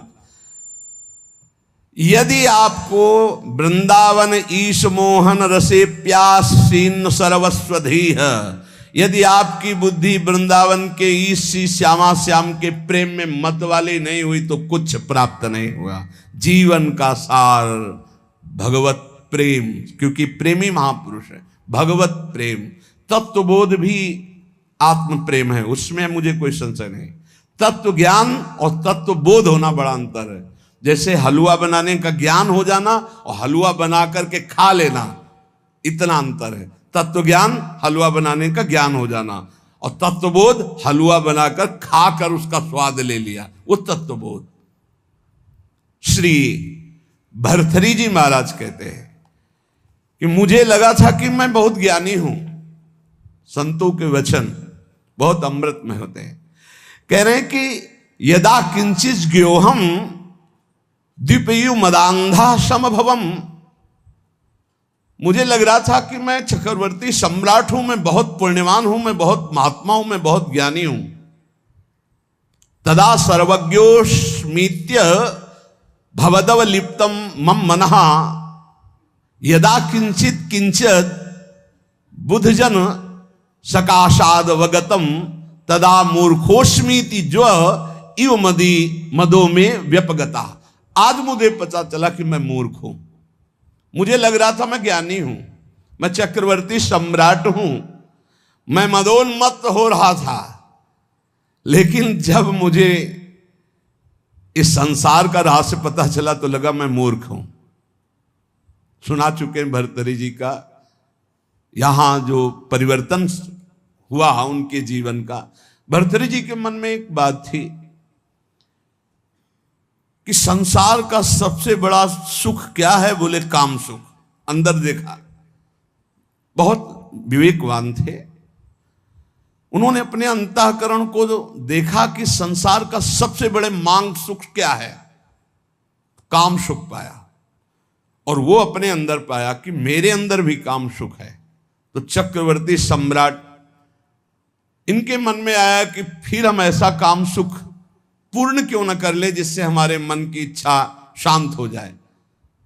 तो उन्होंने, चक्रवर्ती का मतलब होता है कि बहुत से राजाओं के ऊपर जो बादशाह, उन्होंने पूरे अपने देश में सब सुंदरियां आवे और मैं उनमें से देखकर उनका वर्णन करूंगा। तो विश्व की सुंदरियां सब एकत्रित हुई, उनके माता पिता सब लाए, क्योंकि महाराज भर्तृहरि जी वर्णन करेंगे पत्नी रूप में। सबको देखा, एक पिंगला नाम की सर्वांग सुंदरी भर्तृहरि जी की वहां जम गई और कहा कि आप मुझे अपने पति रूप में स्वीकार करेंगे। तो उसने कहा हमारा अहोभाग्य। बहुत भागवतिक रीति से जो शास्त्रीय पद्धति है, पाणिक ग्रहण संस्कार हुआ। अब ये तो जो भागवतिक पुरुष होते हैं उनके स्वभाव में कुछ अलगाव होता है संसारिक पुरुषों से। वो जिस पे लगेंगे एकदम तन्मय होके लगेंगे, जिस पे लगेंगे। अगर वो भोग में भी लग गए तो उनके जैसा कोई नहीं होगा। आसक्त पुरुष मतलब ऐसा कोई विषयी पुरुष नहीं होगा, स्वभाव होता है। रूप में आसक्त हो गए तो ऐसे आसक्त हो गए, ऐसा कोई संसार में नहीं होगा। भोग में आसक्त हो गए तो ऐसा कोई दूसरा नहीं होगा, और विरक्त हो गए तो ऐसा कोई दूसरा विरक्त, मतलब उनका एक स्वभाव होता है। जैसे पत्नी में आसक्त हैं तो छाता लेकर बाजार वो स्वयं नहीं जा सकते क्योंकि अदर्शन हो जाएगा। तो पत्नी चल रही सीधे में, वो चल रहे उल्टा में, संसार हंसे तो हंसा करे हर समय पत्नी के मुख में, दृष्टि पत्नी के मुख में।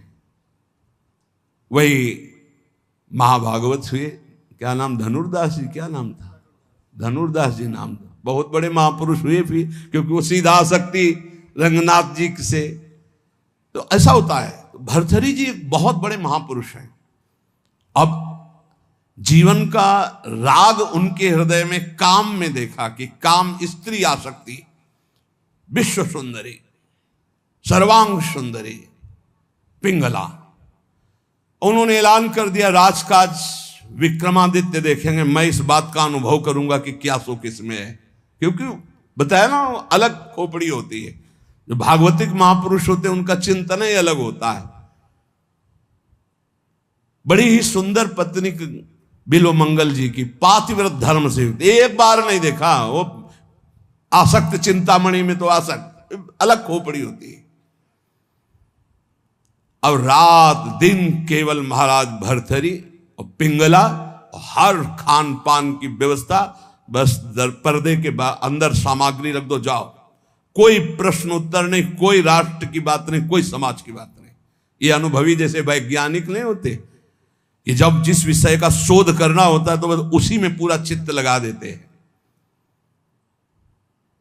समय कट रहा था और मन की चाल होती नवम नवम नवम। मन कभी एक में रमण करने के लिए बहुत काल तक राजी नहीं होगा, उसकी चाल होती नवम नवम भोग।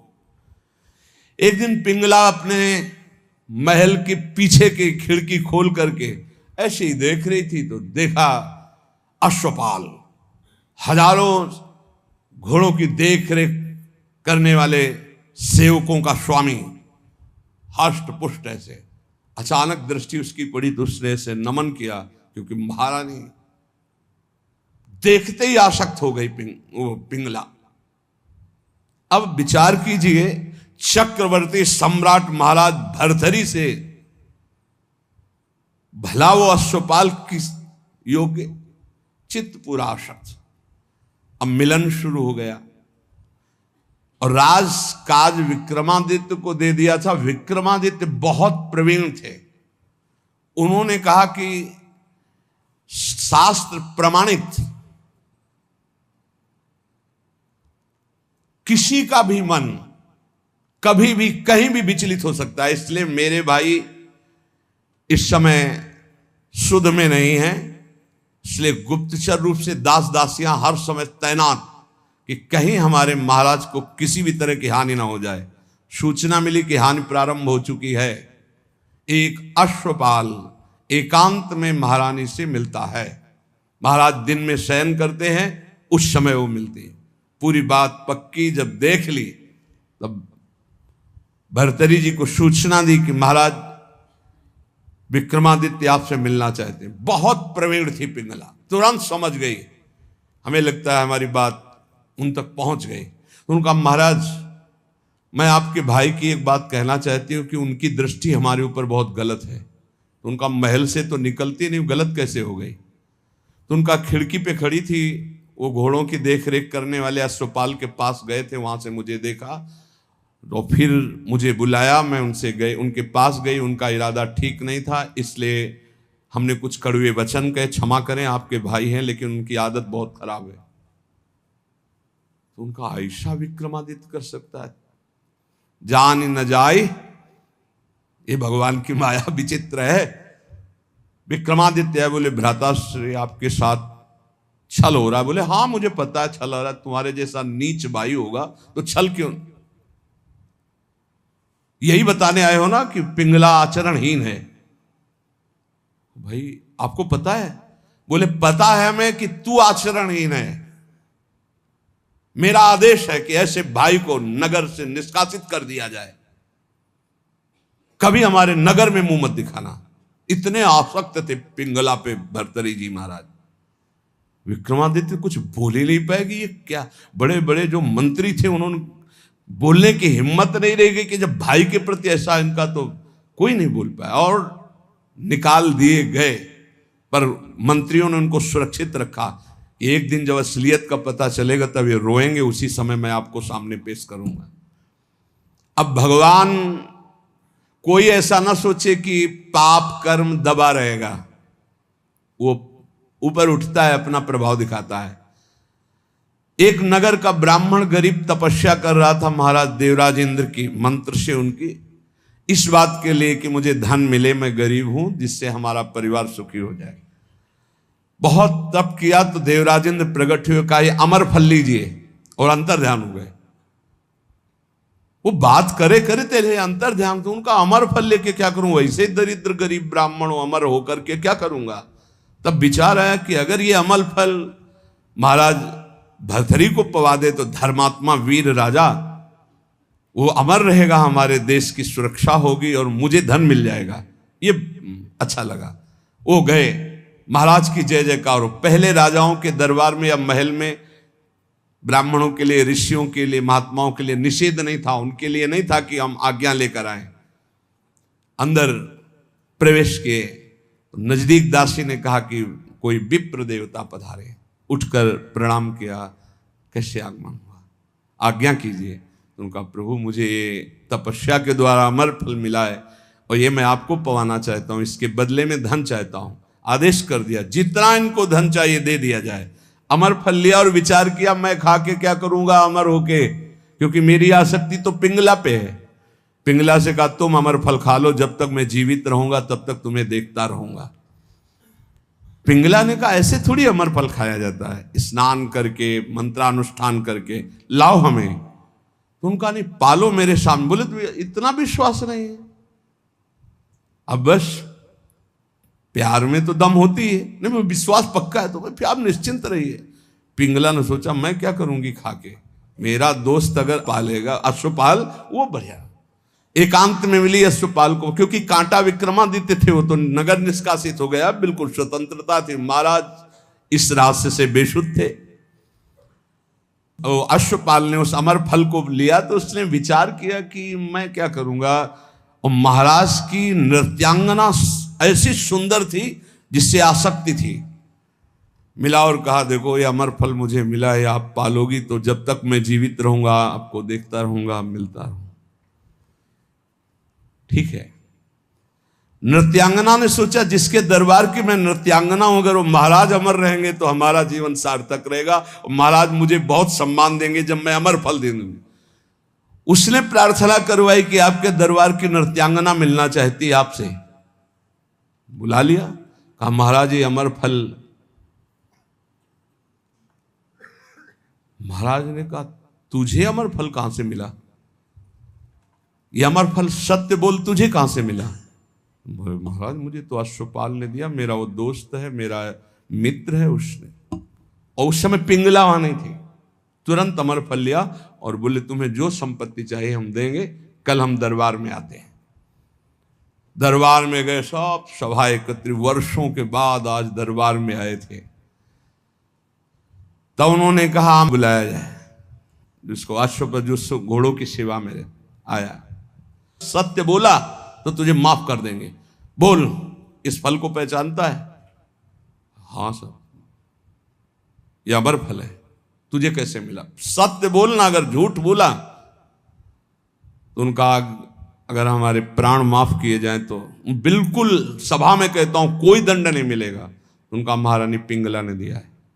ठीक है जाओ बुलाओ पिंगला। अब वो तो सज धज के आ रही थी कि आज दरबार में पार्श्व में विराजमान होंगी सिंहासन, गए कटघरे में खड़ी हो करो ऐसा। और तलवार निकाला और कहा देखो मेरे देश के विप्र ने तपस्या की थी, अमर फल दिया था, इनको पवाया था, ये अमर है और मैं काटूंगा, ये मरेगी नहीं। ये अरे महाराज क्यों, क्या तुझे अमर फल पर विश्वास नहीं। सर झुका दे, कहां है वो अमर फल, सत्य बोल तो तुझे माफ करो। बोले अश्वपाल को दिया था। क्या मेरे से श्रेष्ठ है अश्वपाल, मैं चक्रवर्ती सम्राट भर्तरी तेरे योग्य नहीं रहा, धिक्कार है सीमा। तभी कह रहे यदा किंचित व्योहम द्विपयु मदांधा संभवम, मैं मदांध हो गया था, अपने को ज्ञानी समझता था, अपने को बलवान समझता था, अपने को राजा समझता। उसी समय भर्तरी जिनका धिक्कार है, मैं चक्रवर्ती सम्राट, मुझसे पिंगला तृप्त नहीं, पिंगला से अश्वपाल तृप्त नहीं, अश्वपाल वैश्या से प्रेम करता, धिक्कार है। कहां प्यार है, कहां अपनापन है। और मुकुट उतार के रखा और कहा कि आज अगर विक्रमादित्य होते तो मुझे यह चिंता नहीं होती कि मेरे राज्य का क्या होगा। तब मंत्रियों ने कहा आप महाराज निश्चिंत रहें, व्यवस्था पूरी, विक्रमादित्य सुरक्षित है। तो उनको यहां विराजमान करो, मैं एक क्षण भी ऐसे प्रपंच में नहीं टिकूंगा। महावैराग्यवान होकर भर्तरी जी के श्लोक बैरागियों के अमृत है। वो कह रहे हैं कि मैं बिल्कुल अज्ञानी था, मदोन्मत्त मदांध था। उस समय मेरा मन यही सोच रहा था कि मुझे बहुत ज्ञान है, मैं बहुत प्रवीण हूं। लेकिन आज जब भगवान शंकर की कृपा से ज्ञान हुआ, तब मुझे लग रहा है कि मैं घोर अज्ञानी, घोर विषयी मदांध था। मेरा अहंकार दूर हो गया कि मुझे ज्ञान था, आज असली ज्ञान हुआ मुझे। भर्तरी जी कह रहे एषाम न विद्या न तपो न दानम ज्ञानम न शीलम न गुणो न धर्मा ते मर्तुलोके भुवि भार भूता मनुष्य रूपेण मृगाश्चरन्ति। जिनमें न भागवतिक विद्या है, न भगवत तत्व का ज्ञान है, न शील है, न गुण है, न भागवतिक धर्म है, तो मृत्यु लोक में पृथ्वी में भार बने हुए मनुष्य रूप में वो पशु हैं साक्षात। न भजन है, न धर्म है, न राष्ट्र सेवा, न भगवत सेवा, न समाज सेवा, बोले पशु हैं साक्षात। मनुष्य रूपेण मृगाश्चरन्ति, रूप तो मनुष्य का है लेकिन पशु है, राक्षसी भाव है। जाड्यम धियो हरति सिंचति वाच सत्यम मानोन्नतिम दिशति पापमपा करोति चेतः प्रसादयति दिक्षु तनोति कीर्तिम सत्संगति कथय किम न करोति पुंसाम। यदि संत पुरुषों का संग मिल जाए तो किसका नहीं उपकार हो जाएगा, अर्थात किसका नहीं मंगल हो जाएगा, अर्थात सबका हो जाएगा। क्योंकि संत पुरुषों के संग से बुद्धि की मूर्खता का अपहरण होता है, जड़ता का अपहरण होता है। सत्संग से वाणी में सत्य का संचार होता है। सत्संग से सबको सम्मान देना आता है। सत्संग पाप को दूर करता है। सत्संग चित्त को आह्लादित करता है, क्योंकि चित्त से वो प्रभु का चिंतन करता है और समस्त दिशाओं में कीर्ति फैल जाती है सत्संगी महापुरुष की। इसलिए धन्य है जिसको सत्संग प्राप्त हो गया। भोगा न भुक्ता वयमेव भुक्तास तपो न तप्तम वयमेव तप्ताः कालो न यातो वयमेव यातास तृष्णा न जीर्णा वयमेव जीर्णा। हमने भोगों को नहीं भोगा, भोगों ने हमको भोग लिया, किसी काम का नहीं रखा। तप नहीं किया, तप्त होते रहे, जलते रहे। काल व्यतीत नहीं हुआ, हमारा जीवन व्यतीत हो गया। तृष्णा नहीं मरी, हम जीर्ण हो गए, वही भोग वासना। इसलिए भक्तिर्भवे मरण जन्म भयम हृदिस्थम स्नेहो न बंधुस न मन्मथला विकारा संसर्ग दोष रहिता विजना वनांता वैराग्य मस्तिकिमतः परमर्थ नियम। सबके आदि कारण भगवान का भजन करो, मान लो मेरी बात, वही तुम्हारे हृदय से जन्म मृत्यु का चक्र मिटा देंगे। यहां कोई तुमसे प्यार नहीं करता, भर्तृहरि जी कह रहे, उनका अनुभव। ना कोई तुम्हारा यहाँ भाई है, न बंधु है, न कुटुंबी है, न पत्नी है, न पुत्र है। केवल माया ममता का विकार रचकर तुम्हें भगवत प्राप्ति से विमुख करने का नाटक कर रही है। हृदय में एक काम विकार का अभाव कर दो, कुछ नहीं है इसमें, केवल माया नाटक के द्वारा समय नष्ट कर रही है। कामिनी के कमनी कलेवर को देखकर जिसका मन आसक्त हो गया वो क्या करेगा। ये संसारिक लोग केवल शरीर संसर्ग जनित सुख में ही अपने जीवन को नष्ट कर देते हैं, वो परमात्म सुख को नहीं जानते। ये शरीर कोई अपना थोड़ी है, इसमें कोई सुख है। बहुत विचित्र है, प्रवचन कर लेना सरल है, सुन लेना सरल है, आसक्ति हटाना कठिन है। शरीर अविद्या है, केवल अविद्या। ये जो आप देख रहे हो, अविद्या का भोग ही एक लक्ष्य बना हुआ शरीरधारियों में। परम विद्या भगवान के आनंद की हमारे अंदर मांग है। इसलिए हर भोग के बाद हमें घृणा हो जाती कि यार शायद इसमें सुख नहीं, शायद इसमें सुख हो, इसमें सुख नहीं। पूरा जन्म जन्मांतर व्यतीत होते गए, आज तक नहीं वो मिला सुख, क्योंकि हमारे अंदर जो मांग है वो परमात्म सुख है। परमात्म सुख प्राप्त करने के लिए मानव जन्म मिला है। इसीलिए श्री भर्तृहरि जी कह रहे हैं, अगर सुख है तो राग रहित होकर वैराग्य में सुख है। जब तक शरीर स्वस्थ है तब तक भगवत प्राप्ति का उपाय कर लो, नहीं धोखा हो जाएगा। यावत् स्वस्थमिदं कलेवर गृहम यावच्च दूरे जरा यावच्चेन्द्रिय शक्तिर प्रतिहता यावच्छयो नायुषः आत्मश्रेयसि तावदेव विदुषा कार्यः प्रयत्नो महान् प्रोद्दीप्ते भवने च कूप खननम प्रत्युद्यमः कीदृशः। भर्तृहरि जी महाराज कह रहे, जब तक तुम्हारा शरीर जवान है, स्वस्थ है, आप भजन कर लो। बुढ़ापा में भजन नहीं कर पाओगे। बुढ़ापे में भजन नहीं होता, प्रपंच होता है। प्रपंच जीवन भर प्रपंच किया तो बुढ़ापे में प्रपंच ही। बूढ़े तोता को कुछ नई चीज नहीं सिखा सकते। एक लाया गया था तोता, तो जैसे को राधा, तो राधा नहीं बोलेगा। उसको जो सिखाया गया था वो बूढ़ा तोता उतना ही बोलता था बस। जैसे मिट्ठू तो कहेगा मिट्ठू, राधा नहीं बोलेगा, क्योंकि सिखाया नहीं गया ना। ये प्रपंच सीखे हुए हैं मन बुद्धि पूरे जीवन, अब उनको बुढ़ापा में कहो राधा, तो बुढ़ापा में राधा थोड़ी बोलेंगे, देख लो जब बूढ़े बैठे हो देखना।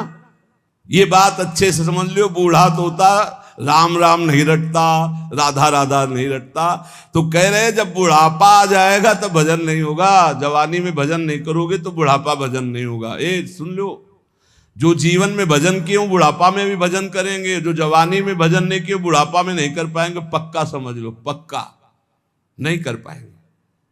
बातें चाहे जितनी बना ले, भजन की पद्धति जवानी में सीखी जाती है बचपन से। ये बहुत बढ़िया कृपा हो गई, आप लोग सब नौजवान भजन में लगे हो। अगर इस समय अपनी निरंतर भजनाकार वृत्ति कर लो ना, तो जैसे आगे चल करके भजन करना थोड़ी पड़ता है, नहीं वो चलता रहता है।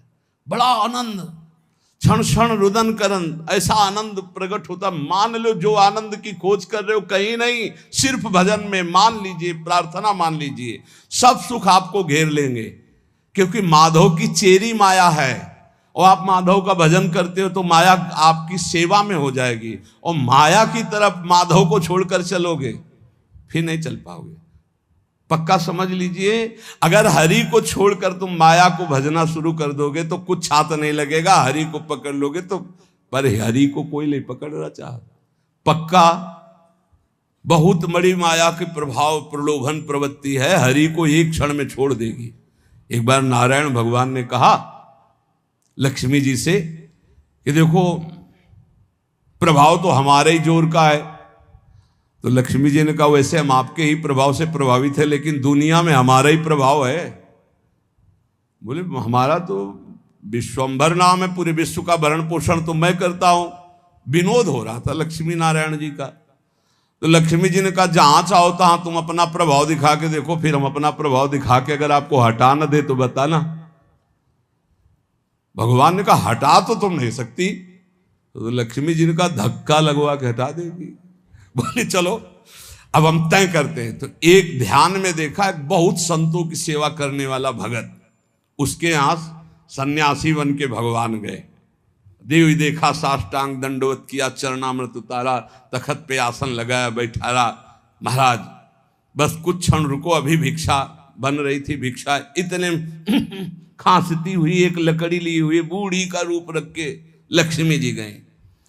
बच्चा कुछ भोजन मिलेगा? हाँ माता जी, स्वामी जी बैठे, अभी भोजन बन रहा है, बस स्वामी जी को पवाया आपको। भगवान नारायण मुस्कुराए, माता जी को जमीन में बैठाला गया, स्वामी जी तखत। मुस्कुराए ला भगवान की, देखा ना आदर तो हमारा ही हो रहा है। लक्ष्मी जी का चुप रहो भी थोड़ी देर। आए तो स्वामी जी अपन नारियल का खप्पर, लक्ष्मी जी ने कहा बच्चा हम बर्तन अपने पास रखती, झोली बढ़िया रत्न जटित, सोने की थाल, सोने की कटोरियां, ऐसे चांदी। भगत ने सोचा मैया ऊपर ऐसे देखने में बूढ़ी बाढ़ी लगती है तो कितना कीमती सामान है, पर भाई हो सकता है बड़े घरों की हो, अपना ऐसे परोसा सब।